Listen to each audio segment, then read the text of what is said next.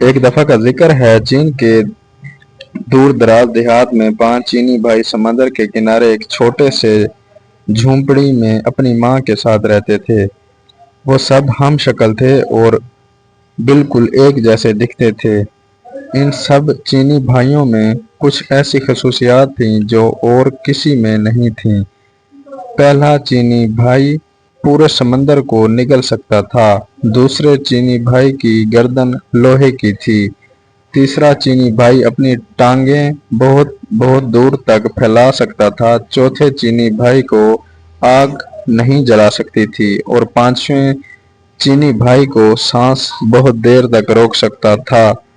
ہر صبح پہلا چینی بھائی سمندر پر مچھلیاں پکڑنے جاتا اور شام تک جتنی مچھلیاں پکڑتا تھا ان کو بازار میں جا کر بڑی اچھی قیمت پر بیچ دیتا تھا۔ ایک دن سمندر پر جا رہا تھا تو پڑوسی کا ایک لڑکا بھی اس کے ساتھ ہو لیا۔ اس نے بہت منع کیا لیکن لڑکا باز نہیں آیا۔ دونوں جب سمندر پر پہنچے تو پہلے چینی بھائی نے ایک ہی سانس میں تمامت سمندر کا پانی نگل لیا۔ سمندر خالی ہو گیا تو اس میں موجود تمام چیزیں واضح ہو گئیں۔ لاتعداد مچھلیوں کے علاوہ سمندر بے شمار قیمتی خزانوں سے بھرا پڑا تھا۔ لڑکا یہ سب دیکھ کر دیوانہ ہو گیا اور دوڑا خزانہ سمیٹنے کے لیے۔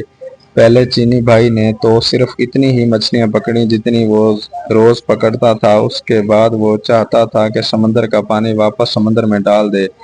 اس نے لڑکے کو آواز دی لیکن لڑکا کبھی ایک چیز اٹھاتا کبھی دوسری کی جانب لپکتا۔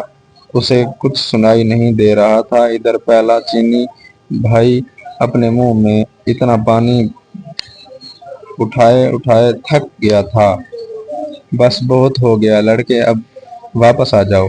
اس نے پھر لڑکے کو آواز دی لیکن اس نے نہیں سنا۔ انتظار کر کے پہلا چینی بھائی جب بے حال ہو گیا اور اس کی برداشت سے باہر ہو گیا تو اس نے وہ پانی سمندر میں اگل دیا۔ اس کے ساتھ وہ لڑکا بھی پانی میں غرق ہو گیا۔ پہلا چینی بھائی جب اکیلا گاؤں واپس آیا تو گاؤں والوں نے اس سے لڑکے کے بارے میں پوچھا لیکن وہ کوئی جواب نہ دے سکا۔ گاؤں والے سب سمجھ گئے کہ اس نے لڑکے کو مار دیا ہے اور انہوں نے عدلیہ میں جا کر اس کی شکایت کر دی۔ سپاہی پہلے چینی بھائی کو پکڑ کر عدالت میں لے گئے اور لڑکے کے قتل کے جرم میں اس کو سزائے موت سنا دی گئی۔ حضور والا، کیا میں آخری بار اپنی ماں سے ملنے جا سکتا ہوں؟ پہلے چینی بھائی نے جج سے پوچھا۔ ہاں، اتنی رعایت تمہیں دی جا سکتی ہے، جج نے کہا۔ پہلا چینی بھائی خوشی خوشی اپنے گھر گیا اور اپنی ماں سے ملا لیکن وہ واپس نہیں آیا بلکہ اس کی جگہ دوسرا چینی بھائی جیل پہنچ گیا جس کی لوہے کی گردن تھی۔ چوک پر تمام گاؤں کے لوگ اکٹھے ہو چکے تھے۔ جلاد ہاتھ میں تلوار لیے مجرم کی گردن اڑا دینے کے لیے تیار کھڑا تھا۔ سپاہی مجرم کو پکڑ کر لائے اور اس کی گردن شکنجے پر رکھ دی۔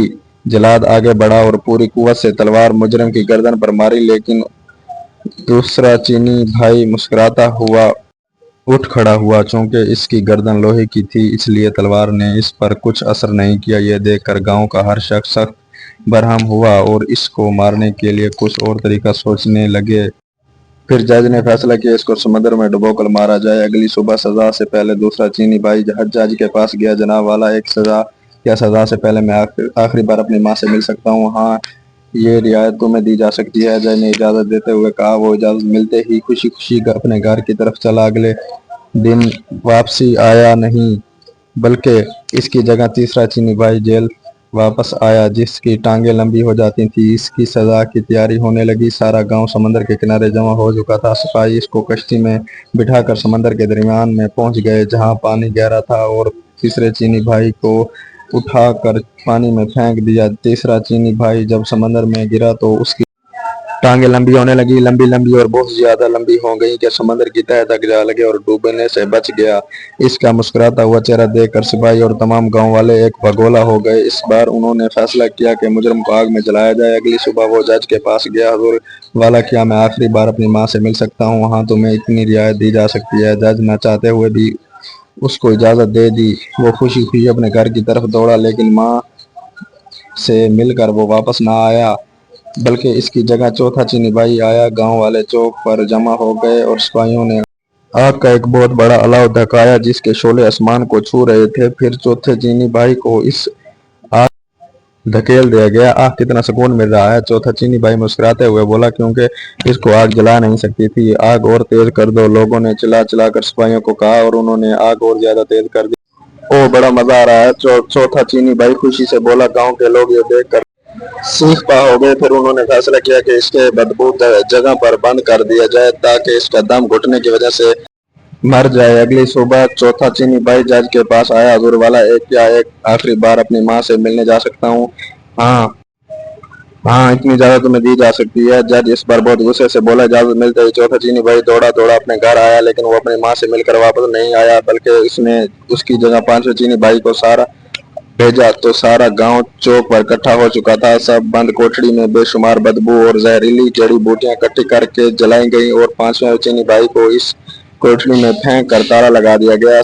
सारी रात तजस्सुस में गांव वाले कोठरी के बाहर बैठ रहे। सुबह को जब सिपाहियों ने उसकी लाश निकालने के लिए दरवाजा खोला तो पांचवें चीनी भाई मुस्कुराता हुआ बाहर निकला, क्योंकि वो बहुत देर तक अपना सांस रोक सकता था, इसलिए बदबू से नहीं मरा। ये लोग देखकर हक्का बक्का रह गए। जज आगे बढ़ा और बोला, हमने तुम्हें हर मुमकिन तरीके से मारने की कोशिश की है, लेकिन तुम हर बार बच गए। इसका मतलब है कि तुम बेगुनाह हो, लिहाजा तुम्हें इस जुर्म से बाइज्जत बरी किया जाता है। तुम आजाद हो। तमाम गांव वालों ने जज की बात से इत्तेफाक किया और इसका पीछा छोड़ दिया। वो खुशी खुशी अपने घर की तरफ दौड़ा, जहां उसकी माँ और चारों भाई चीनी भाई उसका इंतजार कर रहे थे। इनकी बाकी जिंदगी हंसी खुशी गुजरी। नतीजा, मिलजुल कर रहोगे तो कोई तोड़ नहीं सकेगा।